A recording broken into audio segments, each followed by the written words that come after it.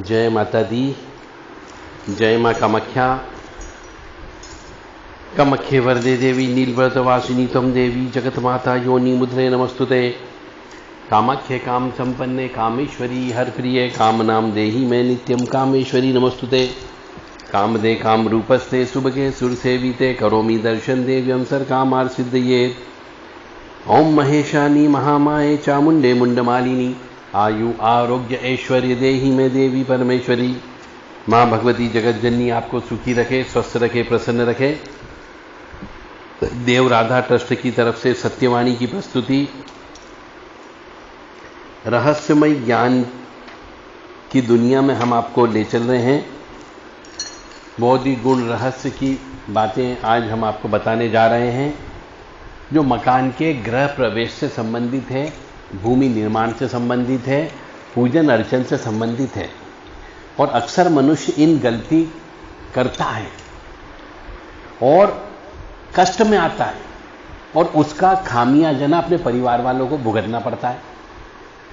गलती भी मनुष्य करता है और भोगना भी मनुष्य को ही पड़ता है।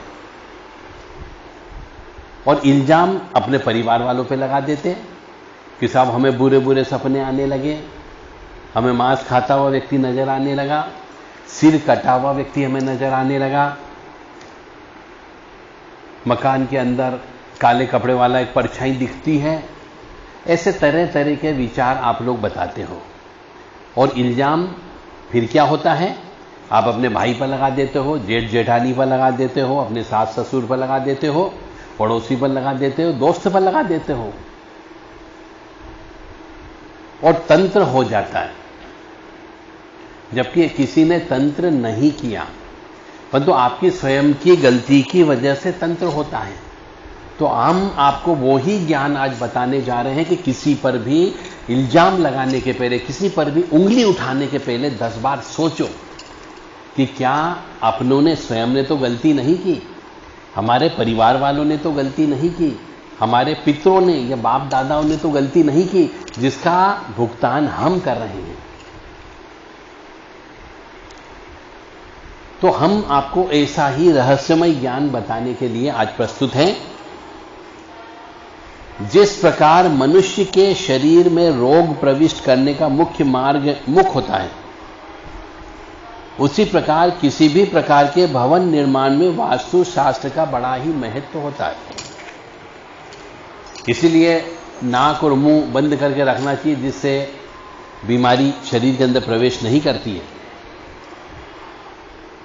और जब भी अपन गृह प्रवेश करवाएं, भूमि पूजन कराएं, शिलान्यास करवाएं, हमेशा किसी योग्य और अनुभवी ब्राह्मण, गुरु या पुरोहित के द्वारा ही कराया जाना चाहिए।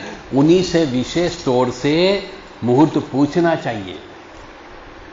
जिस प्रकार हम अपने शरीर का इलाज कराने के लिए 2-3 डॉक्टरों से कंसल्ट करते हैं, उसके बाद ही कोई बड़ा डिसीजन लेते हैं, ऑपरेशन कराना हुआ या और कोई बड़ी बीमारी ठीक कराना हुई तो। इसी प्रकार से मनुष्य जीवन में एक बार ही मकान बनता है। तो मकान निर्माण करना या मकान खरीदना या मकान में गृह प्रवेश करना, इसके लिए किसी योग्य अनुभवी डॉक्टर यानी योग्य अनुभवी पंडित, पुजारी, पुरोहित, इनसे पहले चर्चा कर लें। उसके बाद ही गृह प्रवेश करना चाहिए, शिलान्यास करना चाहिए या भूमि पूजन करना चाहिए। यदि आप इसमें गलती कर लेते हो तो भी आपको सजा मिलती है। और क्या सजा मिलती है वो भी हम आपको आज बताने वाले हैं। तो मनुष्य के ऊपर पूरे जिंदगी भर उसके आवास यानी जिस जगह रहता है उसका प्रभाव पड़ता है।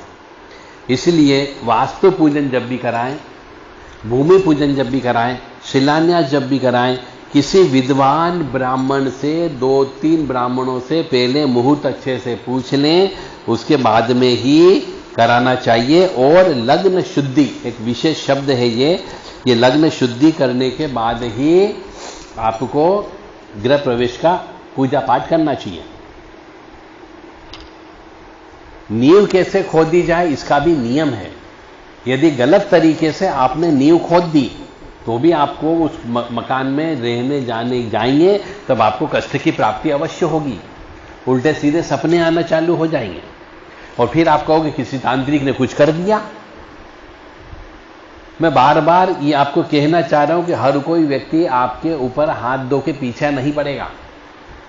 हर कोई व्यक्ति के पास इतना समय नहीं है, इस कलयुग में इतना पैसा नहीं है कि वो हर बार पूजा पाठ कराएगा, आपके लिए मुर्गे या बकरे की बलि देगा और आपके ऊपर तंत्र विद्या भेजेगा।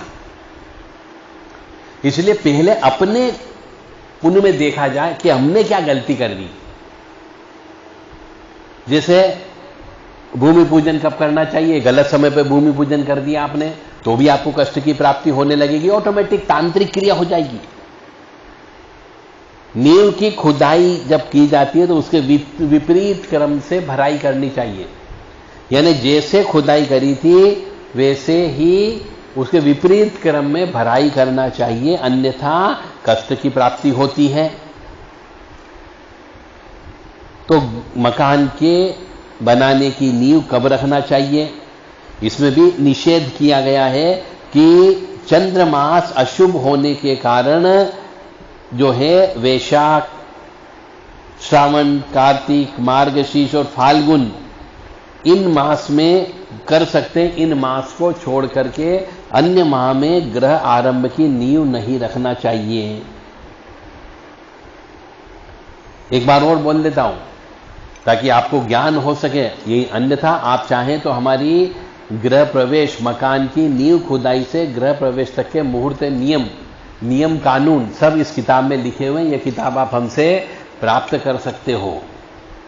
वैशाख का महीना, श्रावण का महीना, कार्तिक मास का माह, मार्गशीर्ष मास और फाल्गुन मास, इन माह में ही ग्रह आरंभ की नींव रखना चाहिए। अन्य समय पर यदि नींव रखते हो तो वह अशुभ होगा। आपके यहां पे ऑटोमेटिकली स्वतः तंत्र हो जाएगा, ऑटोमेटिकली मौतें होने लगेगी, लड़के लड़कियां पागल हो जाएंगे और आप बर्बाद हो जाओगे। और जब मल मास चल रहा हो तो हमारे यहां मल मास में भी ग्रह आरंभ नहीं किया जाता है। मकान की नींव खुदाई से ग्रह प्रवेश तक का कोई भी काम नहीं किया जाता है, कोई भी प्रारंभिक कार्य नहीं करते। इसलिए मल मास में भी त्याग देना चाहिए। और भवन निर्माण में शिलान्यास के समय पर ध्रुव तारे का स्मरण कर लेना चाहिए। संध्या काल में कभी भी शिलान्यास नहीं करना चाहिए। जिन लोगों को ज्ञान नहीं होता वो संध्या काल में भी शिलान्यास कर लेते हैं। और मध्य रात्रि में भी कभी भी नींव नहीं रखना चाहिए। तो रात को भी भूमि पूजन कर देते हैं और फिर बाद में वह बिल्डिंग धराशायी हो जाती है। उसमें रहने वाले व्यक्ति कभी भी सुरक्षित नहीं रह सकते, अच्छे से नहीं रह सकते हैं। परंतु अब यदि आपने मकान किसी बिल्डर से खरीदा है तो आपको नहीं मालूम उसने नींव किस समय पे खोद दी थी, तो फिर आपको इसके लिए हर साल वास्तु पूजन कराते रहना पड़ता है।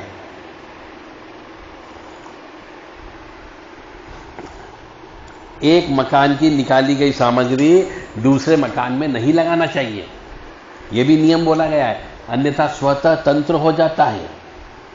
हमेशा नए मकान में नए लकड़ी का प्रयोग करना चाहिए। ईंट, पत्थर, मिट्टी सब नई होना चाहिए, अन्यथा स्वतः तंत्र हो जाता है। आज हम आपको यही बताने जा रहे हैं कि आपके स्वयं की गलती की वजह से स्वतः तंत्र होता है।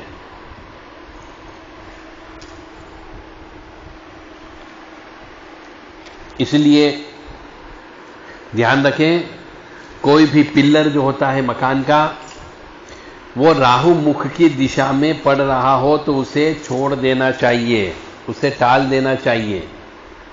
और सर्वप्रथम शिलान्यास आग्नेय दिशा से करना चाहिए।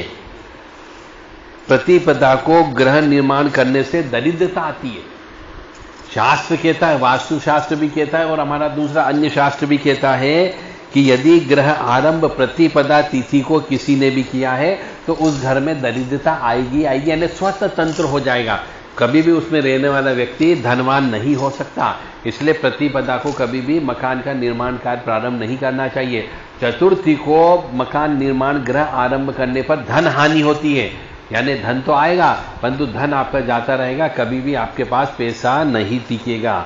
इसलिए प्रतिपदा को कभी भी गृह निर्माण नहीं करना चाहिए और चतुर्थी को भी नहीं करना चाहिए। अष्टमी तिथि को यदि घर का निर्माण कार्य प्रारंभ करते हैं तो उच्चाटन होता है। नवमी तिथि को यदि मकान का उद्घाटन करते हो तो शस्त्र से जो मेन मालिक होता है उसकी हत्या होने की संभावना रहती है। और अमावस्या को यदि ग्रह आरंभ करते हैं तो राजा से दंड अवश्य मिलता है। और चतुर्दशी को यदि ग्रह आरंभ करता हो तो घर की जो बड़ी स्त्री होगी उसकी मृत्यु अवश्य होगी। फिर आप कहोगे किसी तांत्रिक ने कुछ कर दिया। एक बार और सुन लो, किसी भी तांत्रिक के ऊपर, किसी भी अघोरी के ऊपर, किसी भी ओघड़ के ऊपर, किसी भी गुनिया के ऊपर, भोपा के ऊपर, झोपा के ऊपर, झाड़ के ऊपर और पंडा पुजारी के ऊपर इल्जाम नहीं लगाना चाहिए। पहले अपने गिरेबान में झांक करके देख लो। मैं पुनः बता रहा हूं कि प्रतिपदा तिथि को ग्रह निर्माण यदि आपने आरंभ किया होगा तो दरिद्रता आती है। चतुर्दशी को यदि ग्रह आरंभ किया हो तो धन हानि की संभावना होती है। अष्टमी तिथि को यदि ग्रह आरंभ किया तो घर में रहने वाले व्यक्ति सब आपस में उच्चाटन से पीड़ित रहेंगे। और नवमी तिथि को यदि आपने ग्रह आरंभ किया है तो मेन मालिक को शस्त्र, बंदूक, तलवार की गोली या लगने का भय रहेगा। अमावस्या को यदि आपने ग्रह आरंभ करना प्रारंभ किया है तो सरकार से दंड अवश्य मिलता है, इसको जेल यात्रा हो सकती है। और चतुर्दशी तिथि को यदि ग्रह आरंभ किया है तो घर की बड़ी स्त्री जल्दी मृत्यु हो जाती है।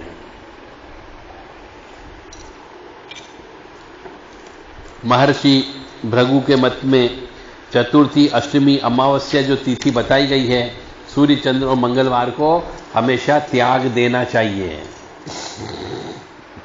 रविवार या मंगलवार को ग्रह आरंभ करना कष्टदायक होता है, इसलिए रविवार को या मंगलवार को कभी भी ग्रह आरंभ करना, ग्रह का निर्माण आरंभ करना कष्टदायक होता है, नहीं करना चाहिए। शनिवार को यदि ग्रह आरंभ करते हैं तो कष्ट जरूर आते ही आते हैं।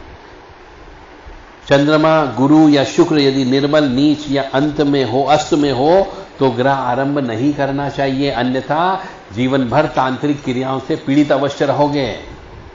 अगर घर की कोई महिला सदस्य गर्भावस्था के आखिरी कुछ महीने में है, यानी 7वां, 8वां, 9वां महीना चल रहा हो, या घर का कोई सदस्य गंभीर रूप से बीमार हो तो खुदाई का कार्य प्रारंभ नहीं करना चाहिए, अन्यथा उस व्यक्ति की आत्मा या फिर गर्भ गिरने का संभावना हो सकती है।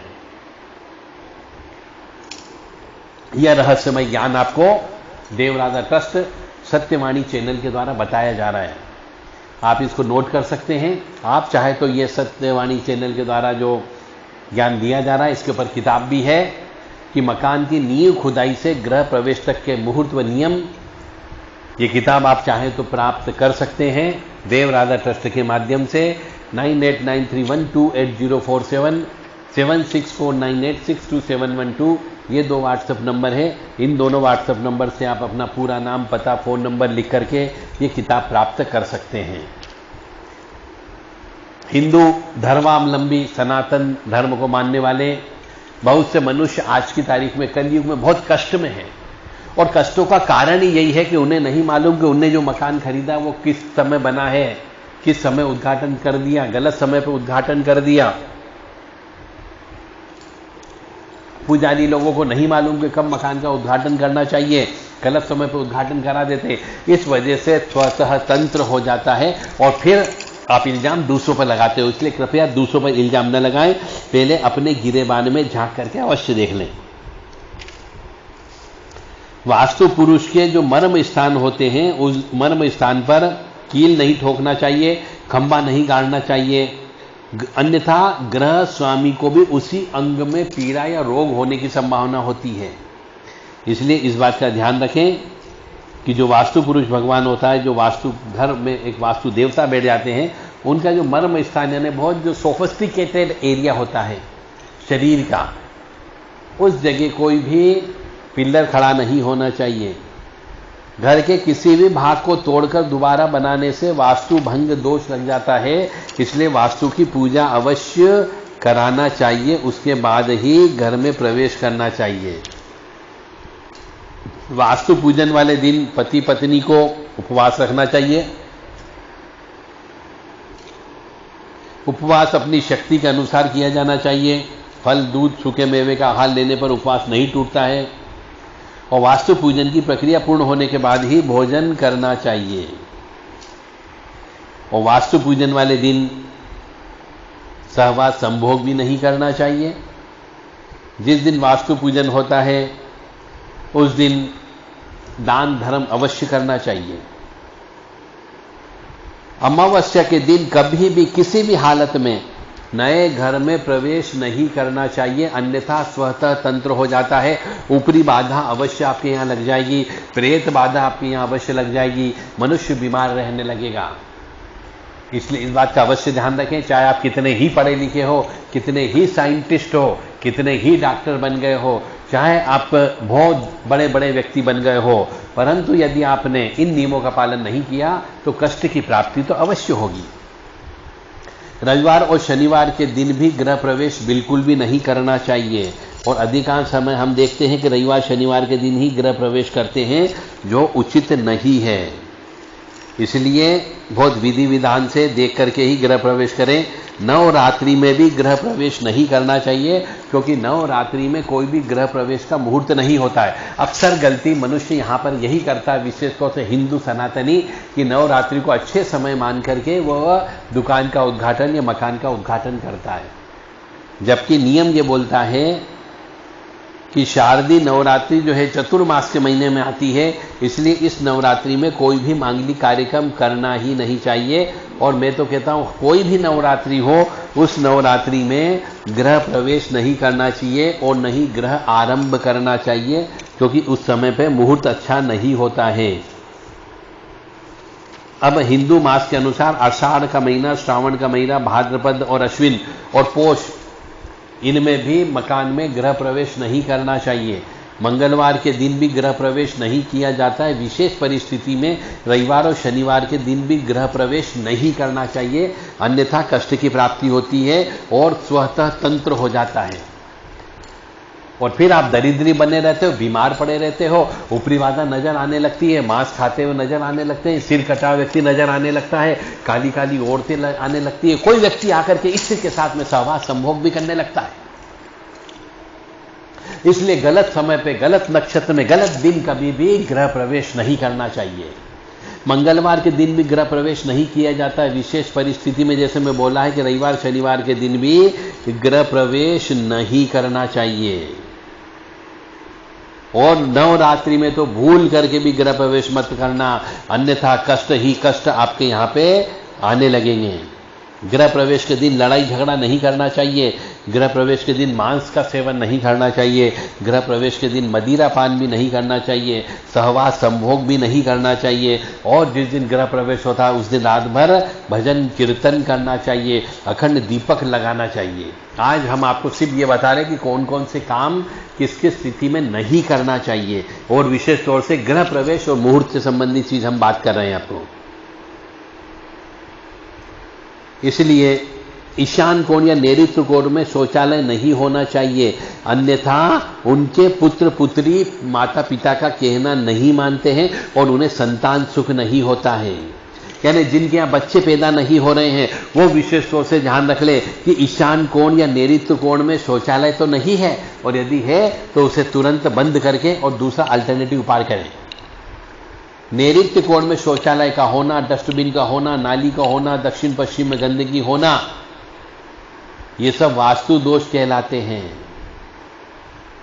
इसके लिए अगर यदि है तो आपको जीवन में कभी भी सुख की प्राप्ति नहीं हो सकती। ईशान कोण में हमेशा भगवान का स्थान होना चाहिए। ईशान कोण में सिर्फ भगवान की पूजन अर्चन होना चाहिए। भगवान का मुख जो है पूरब मुखी होना चाहिए या पश्चिम मुखी होना चाहिए। और दक्षिण पश्चिम कोने में कभी भी भगवान का स्थान नहीं रखना चाहिए। किचन के अंदर कभी भी भगवान का मंदिर नहीं बनाना चाहिए। जिस घर में किचन के अंदर मंदिर होता है वहां हमेशा लोग में आपस में क्लेश रहता है। चाहे जगह न हो तो भगवान की पूजा घर पे मत करो, परंतु किचन में कभी भी भगवान का स्थान नहीं होना चाहिए, क्योंकि वहां रहने वाले लोग उग्र स्वभाव के हो जाएंगे और हमका दिमाग हमेशा उनका गर्म रहेगा। ऐसे घर में रहने वाले बच्चे बच्चियां स्वभाव से उद्दंड हो जाते हैं। वह ऐसे परिवार में हमेशा रक्त संबंधी, ब्लड प्रेशर से संबंधित, ब्लड कैंसर से संबंधित बीमारी होने की संभावनाएं बहुत ज्यादा होती है। आप कहोगे साहब इनका ब्लड कैंसर क्यों हो गया? किसी ने कुछ कर दिया होगा, कोई ऊपरी बाधा लग गई होगी, किसी चीज को उलांग लिया होगा, पर जबकि ऐसा कुछ नहीं होता है, गलती आपकी स्वयं की होती है। इसलिए पहले ये देखें कि किसी के अंदर भगवान का स्थान कभी भी नहीं रखना चाहिए। रसोई घर में मंदिर बिल्कुल भी नहीं होना चाहिए, अन्यथा बीमारियां तो आपको लगेगी ही लगेगी। आप काफी मेहनत करते हैं, संघर्ष करते हैं, पर तरक्की नहीं होती, तो इसका मतलब यह नहीं कि आपकी मेहनत में कोई कमी है। आप मेहनत बहुत करते हैं, आपकी किस्मत भी बहुत अच्छी है, परंतु आपका वास्तु दोष है। अब बहुत से कारण हैं जिसकी वजह से आपको कष्ट की प्राप्ति होती है और आप तांत्रिक लोगों के ऊपर इल्जाम लगाते हो। तो मैं स्पष्ट तौर से आपको कहता हूं कि घर के अंदर कबूतरों का घोंसला बिल्कुल भी नहीं होना चाहिए। यदि घर के अंदर कबूतरों का घोंसला होगा तो आपको आर्थिक समस्या होगी ही होगी, इसलिए घर के अंदर कबूतरों का घोंसला न बनने दें। घर के छत के ऊपर या छज्जे पर मधुमक्खी के छत्ते घर के आसपास देखने को नहीं मिलना चाहिए। यदि ये है तो ये भी अशुभता का संकेत है, यानी कि घर के ऊपर कबूतरों का स्थान नहीं होना चाहिए, मधुमक्खी का स्थान नहीं होना चाहिए, घर के अंदर मकड़ियों का जाला भी नहीं होना चाहिए, घर के अंदर शीशा टूटा हुआ नहीं होना चाहिए, घर में चमगादड़ का आना जाना अच्छा नहीं माना जाता है, घर की दीवारों पर यदि टूट फूट हो गई तो अच्छा नहीं माना जाता है, यदि घर के नल से पानी टप टप चूते रहता है तो अच्छा नहीं माना जाता है। इसलिए इन सब चीजों को आप ठीक करा करके रखें। घर के अंदर चमगादड़ मत आने दो। यदि चमगादड़ आ रही यानी कि चुड़ैल घर के अंदर आ रही है, निश्चित तौर से आपका नुकसान होने वाला है।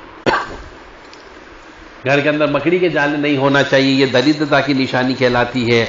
और घर के आसपास या घर के छज्जे के ऊपर मधुमक्खी नहीं होना चाहिए, ये गलत इंडिकेशन होता है। इस बात का अवश्य ध्यान रखें यहाँ पर।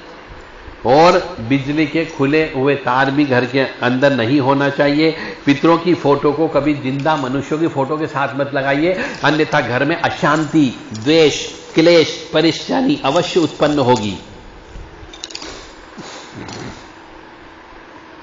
पार्किंग स्थल के नीचे भूमिगत पानी की टंकी होना अच्छा नहीं माना जाता है।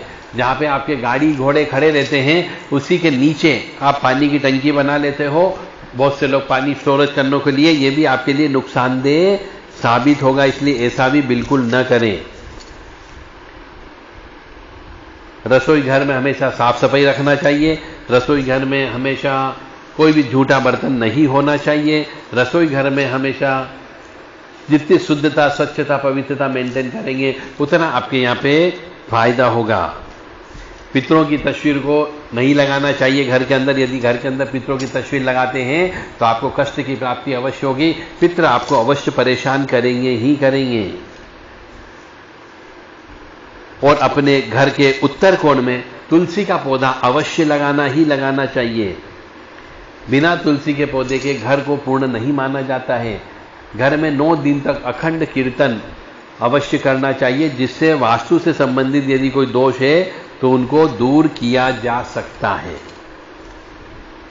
ये सब चीजें, इन सब का गहनता से ज्ञान पूरा हमारे मकान की नींव खुदाई से गृह प्रवेश तक के मुहूर्त नियम है, ये किताब में हम लिखा है। और भी इसमें विशेष बहुत सारी जानकारियां दी गई है। आप चाहें तो यह किताब मंगवा सकते हैं 9893128047 और 7649862712 में इस किताब का ऑर्डर आप प्लेस कर सकते हैं व्हाट्सएप के माध्यम से। विशेष स्कीम वर्तमान में चल रही है। जब भी गृह प्रवेश करें वास्तु का पूजन अवश्य करना चाहिए, सभी देवी देवताओं का आह्वान अवश्य करना चाहिए और विशेष तौर से किसी ज्ञानी ब्राह्मण से जो मंदिर में सेवा करता हो, जिसको ज्ञान हो, उसी को ही बुला करके उससे ही गृह प्रवेश करवाना चाहिए। घर के मध्य भाग में कुआं होने से धन की हानि होती है, इसलिए घर के बीचों बीच में कुआं नहीं होना चाहिए। अग्नि कोण में कुआं होने पर पुत्र की मृत्यु हो जाती है और दक्षिण में कुआं होने पर स्त्री की मृत्यु हो जाती है और नैऋत्य कोण में कुआं होने पर गृह स्वामी की मृत्यु जल्दी हो जाती है और वायव्य में कुआं होने पर शत्रु से पीड़ा होती है। इसलिए ध्यान रखें, इन दिशाओं में कुआं या ट्यूबवेल नहीं होना चाहिए। और यदि कुआं अपने आप बंद होने पर कुल का नाश हो जाता है। यदि कुआं अपने आप बंद होने पर कुल का नाश हो जाता है। और यदि घर के भी दरवाजे ऑटोमेटिकली बंद चालू खुलते होते हो तो भी कुल का नाश होना स्वाभाविक रूप से होता है।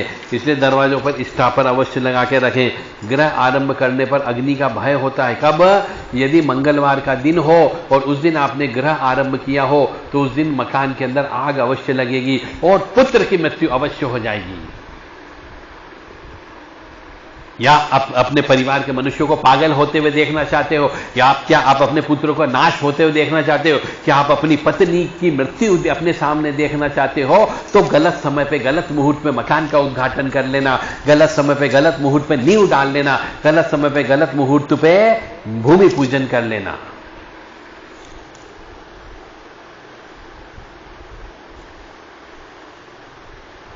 एक और विशेष बात, पूर्वा भाद्रपद नक्षत्र, उत्तरा भाद्रपद नक्षत्र, ज्येष्ठा नक्षत्र, अनुराधा नक्षत्र हो, स्वाति नक्षत्र हो और भरणी नक्षत्र पर हो और उस दिन शनिवार हो तो ग्रह आरंभ करने पर घर में राक्षस और भूतों का स्वयं प्रवेश हो जाता है। किसी को तांत्रिक क्रिया करने की जरूरत नहीं पड़ती है।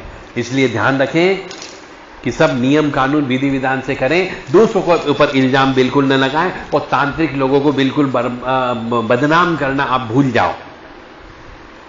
देवालय या मंदिर के समीप भी मकान बनाने पर उल्हाने ज्यादा मिलते हैं और चौराहे के निकट, तिराहे चौराहे के निकट ग्रह बनाने से अपयश अवश्य मिलता है। विशाखा नक्षत्र में ग्रह प्रवेश करने पर स्त्री का नाश हो जाएगा, इसलिए विशाखा नक्षत्र में कभी भी ग्रह प्रवेश नहीं करना चाहिए। कृतिका नक्षत्र में नए मकान में प्रवेश करने पर ग्रह स्वामी का नाश हो जाता है और अश्लेषा, ज्येष्ठा और मूल नक्षत्र में ग्रह प्रवेश करने पर पुत्र की मृत्यु हो जाती है और भरणी और तीनों पूर्वा नक्षत्र और मघा में प्रवेश करने पर ग्रह स्वामी का नाश हो जाता है, यानी वह कैंसर से मर जाता है, ब्लड कैंसर से मर जाएगा, अचानक हार्ट अटैक आने से मर जाएगा, सांप के काटने से मर जाएगा, आत्महत्या तक कर लेता। इसलिए इन नक्षत्रों में ग्रह प्रवेश बिल्कुल भी नहीं करना चाहिए। मंगलवार के दिन रात्रि एवं अर्ध अधिक मास में ग्रह प्रवेश भी नहीं करना चाहिए, अन्यथा आपको कष्ट की प्राप्ति होने की संभावना रहती है। दक्षिण ढलान वाली भूमि मृत्यु देती है और पश्चिम ढलान वाली भूमि पुत्र का नाश करती है। इसलिए यह भी ध्यान रखें कि दक्षिण ढलान वाली भूमि पर भी मकान नहीं बनाना चाहिए और पश्चिम ढलान वाली भूमि पर भी मकान नहीं बनाना चाहिए। गृह स्वामी को अपना मकान सचिवालय के पास में नहीं बनाना चाहिए, देवालय के पास नहीं बनाना चाहिए, तिराहे चौराहे पर नहीं बनाना चाहिए और धूर्त और निकट, धूर्त व्यक्ति के निकट भी नहीं बनाना चाहिए। जहां पर ज्यादा वृक्ष हो वहां भी मकान नहीं बनाना चाहिए। जहां पर दीपक की बाबी हो, बिल हो, गड्ढा हो, वहां पर भी मकान नहीं बनाना चाहिए, अन्यथा दुख अवश्य आएगा ही आएगा, ऊपरी बाधा भी अवश्य आएगी और आप सुख समृद्धि से नहीं रह पाओगे।